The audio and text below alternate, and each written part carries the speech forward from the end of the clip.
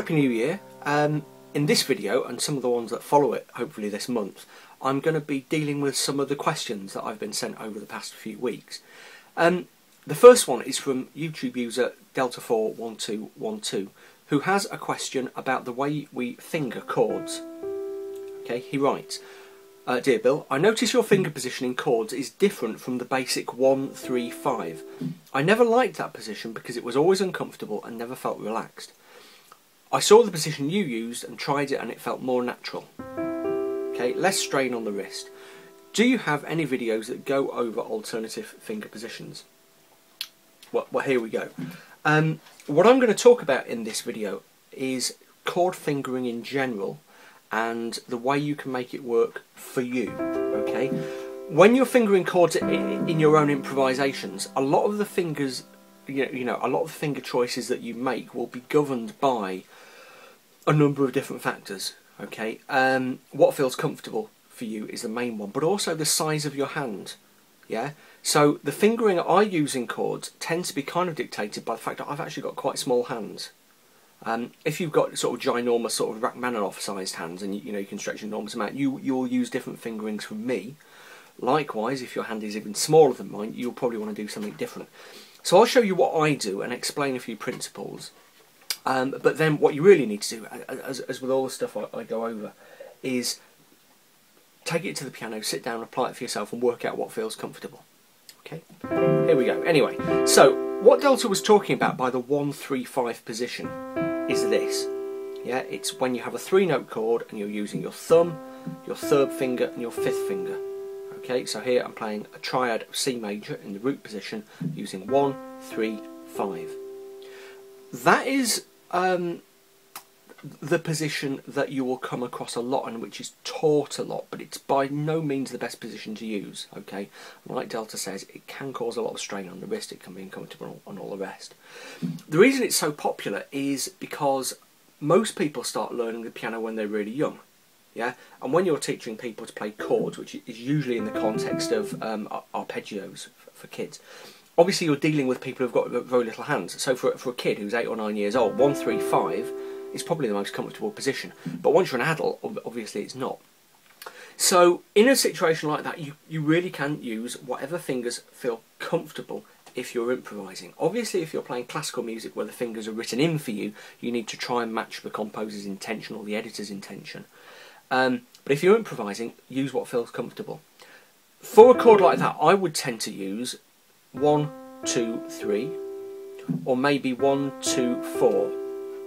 Yeah, so my hand is less cramped up, more relaxed, and crucially, I've got fingers free up here, critically, my pinky, my number 5 up here, to do other things.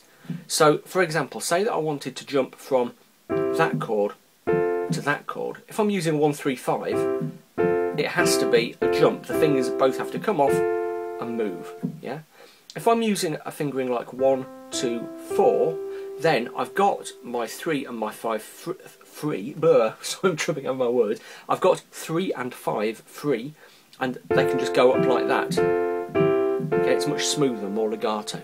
Even if I'm making a big jump, say from here to here, if I use that fingering, then those two top fingers on my hand, my 4 and 5, are already moving up the keyboard. Okay, so they don't have a huge jump. If I'm doing this, 1-3-5 to 1-3-5, it's a big old jump. Okay, and I might miss it, or I might fudge it in some way. Whereas by doing that, not only is my hand a little bit more relaxed, but I've also got these fingers free, already kind of half in position. Yeah. To get a true legato, to get a true smooth style there, I'm still going to have to use the pedal, the sustain pedal, to stick things together a bit. But it's a bit easier than 1-3-5. Okay, so far so simple. When you're playing 3-note chords, get away from the 1-3-5 if you can, if it suits you. Try using other combinations of fingers. Once you get into 4-note chords, it gets a little bit more complicated. Okay, as you've kind of got less freedom of action. Yeah, if, for example, if you play C7 in that position, you would tend to play 1, 2, 3, 5, rather than 1, 2, 4, 5, which is really uncomfortable and horrible. Yeah. So once the chords start getting bigger, they kind of start to dictate your finger position to you. Yeah, but experiment, play around, see what works critically for your hands. Yeah, don't feel that you have to play every 3-note chord as a 1, 3, 5. While we're on the subject of fingering chords and moving between chords, there's just something else I want to touch on, which Delta and one or two others among you may find useful, and that's the idea of the ways we move on the keyboard. Yeah. If you're a beginner, you're probably familiar with the idea that, you know, we move left and right on the piano keyboard. Okay, so we play a low note here, we want a higher note, we go up here. We want a lower note, we go down here. But a skilled pianist, and particularly a skilled classical pianist, will also move this way on the keyboard, what I call in and out. So we can go left and right, or low and high, down, up, but we can also go in and out. And the reason we do that is to give us more control when we're playing black note chords. Okay, say that I'm playing a C major chord followed by an E flat major chord. Yeah. Now, one way of doing that would be to stay fairly close to the edges of the keys. Okay, but I'm having to bend my hand in a way that's not entirely comfortable and natural. It's not that secure. Okay, look that I'm, you know, my fingers are bending and it's not great. So instead, what a good trained pianist would tend to do is move really deep into the keys. Okay, I'm exaggerating that, but not by much. Look how far I've gone up there, from the C to the E flat. When my third was on the G for the C chord, it was there, just by the noses of the two black notes. But when I move up to the E flat, it's nearly touching the plastic, or metal I should say, on the top of my keyboard. Yeah, and that's much more secure. It gives you a much greater area of black note to hit with your thumb and your fifth. Okay, so it's, you know, you're not going to slip off those quite as easily. It does mean you have to use a lot of extra leverage to get that G down. Yeah, that's not a big problem. In fact, it can be good for you because it can help you build the sort of strength and flexibility in your hands. Okay, so when you're fingering chords, don't imagine that you have to stay at one sort of level on the keyboard. Yeah, all the action doesn't just happen on these bits of the white keys and, you know, these bits of the black keys. You can really go up. When that will tend to happen most, as was the case there, is when you've got chords that mix black notes and white notes. So E flat major 7, I would naturally tend to play there.